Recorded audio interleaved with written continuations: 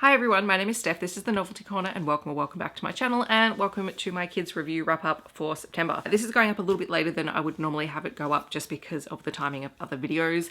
However, this stack of books all came from Allen and Unwin, so I'm very grateful to them for the review copies. We are going to go through them in readership age order and I'm going to give you a bit of a brief summary of them, but if you want full in-depth reviews, please go over to my Kidlit Joy channel, where I talk about pretty much all of these books in their own individual videos. And by the time this video goes out, if they're not all up on the channel, they will be out a day or two after this video goes up. Video timing is weird in my brain and I need to get editing. So kicking off with a children's board book. So board books are usually for very young readers because they're sturdy and they're durable. This is the Aussie Babies Christmas Time book.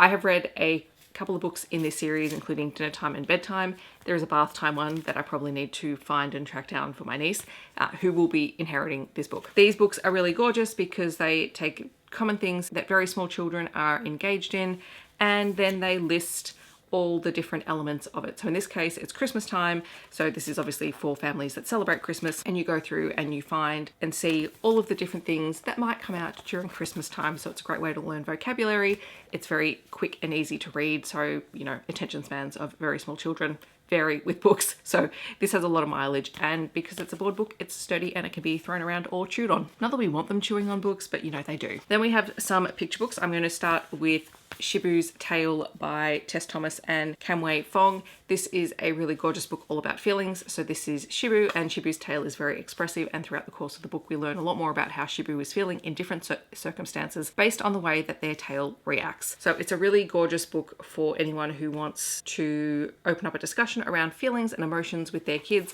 Obviously it's told through an animal, so it's a bit of a removed lens from people, but it is a really great way to open up a conversation about how body language is really important and how even if someone's face isn't showing their feelings, their body might be. So it's a great way to open up that conversation. Also, I'm a sucker for anything that's black and white and red. It's just a color combo that works for me. Then there is Dogs with Jobs by Max Hamilton. This is a non-fiction book all about different dogs around the world who have very specific jobs. So all of the dogs in here, I believe are real animals. You get a little information card about them, everything from whale poo dogs to movie star dogs to business dogs and Paralympian guide dogs. I also love that there's a school companion dog who's a Groodle, because our school has a Groodle who is our wellbeing dog. The way that it is laid out is you get the dog's information card and you get a little bit about their story and what it is that they do within their job. It's really fun, really engaging, and I think a great way to open up a conversation about how dogs enrich our lives in more than one way. They're not just companions, they're also very capable and often intelligent animals. Then one of my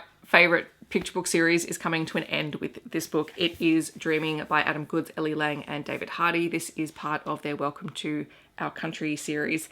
It has been the highlight of my year every year that I have received a book from this series, and I'm like, part of me is devastated that it's ending, but part of me is just so overjoyed by the work that has been done and the books that have come out in the series. So this talks about dreaming, which refers to the connection that Indigenous people have to their culture, their history, their stories, and the way that they feel interconnected with all of that. However, the word dreaming itself is not an Indigenous term. This is a term that has been put over the top of all of that to help people understand what it means. So I just want to be very cognizant of that. And the authors also have a really great note at the start of the book that does address the fact that they've decided to call it dreaming because that's what will help people identify what it is, but that is not an Indigenous word. In this, we are following a child who is experiencing their connection to their culture, their people, their people's stories and history and mythology and their ancestors, and it is just gorgeous. As always, the illustrations are super bright, colorful, engaging. Like, it's just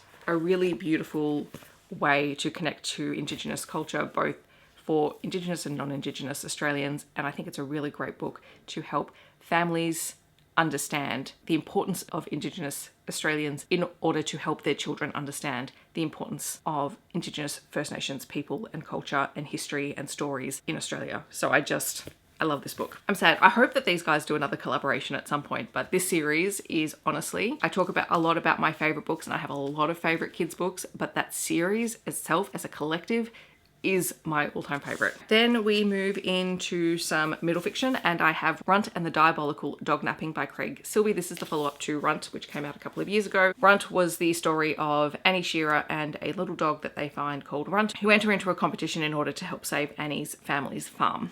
In this case, we are picking up after the events of the first book, and the mayor of Annie's town has decided that they're going to become host to a world famous dog show because they've got Annie and Runt living in the town, and so they're going to be the draw cards for this competition. However, just after the announcement is made about this show, Runt goes missing, and Annie and her family spend the book trying to track down Runt. There's a lot of side stories going on in this one. There's a lot of humor. We have different members of Annie's family finding out and discovering different things, past enemies maybe becoming allies, and we get more of the history of Runt and where he was before he came to be Annie's best friend, and also Annie herself overcoming her own insecurity and fear that she is maybe not good enough to do certain things. So it's a really good book. It is a chunky book though, just be mindful of that. But it does have the feel of those kind of timeless classic kids middle fiction novels. Also, before I put the book away, shout out to Sarah Acton for the gorgeous little illustrations throughout the book as well. Then there is a young adult book. This is Catch by Sarah Brill, and I will say that this book was not for me. I'm not the intended target audience for this because it is a young adult book, and even though it has elements of it that I